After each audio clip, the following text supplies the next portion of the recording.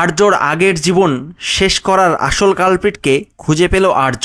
হ্যাঁ বন্ধুরা, চিরদিনই তুমি যে আমার ধারাবাহিকের আগামী পর্বে আপনারা দেখতে পারবেন যে অপর্ণাকে রাস্তায় দাঁড়িয়ে থাকতে দেখে কিছু বাচ্চারা অপর্ণার কাছে ছুটে আসে। তখন এক লোক বলতে থাকে, এই দিদিমণি পড়াবেন না? তখন পাশ থেকে ভোটে দাঁড়ানো সেই ছেলেটি বলে, এই মেয়েটা যদি স্কুলে না থাকে তাহলে কি হবে বলতো?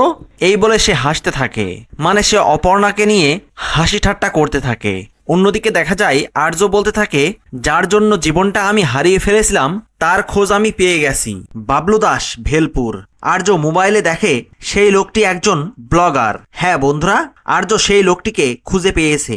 অর্থাৎ আর্য যখন আগের জীবনে শঙ্কর ছিল তখন ওই লোকটি আর্যর জীবনটা শেষ করেছে।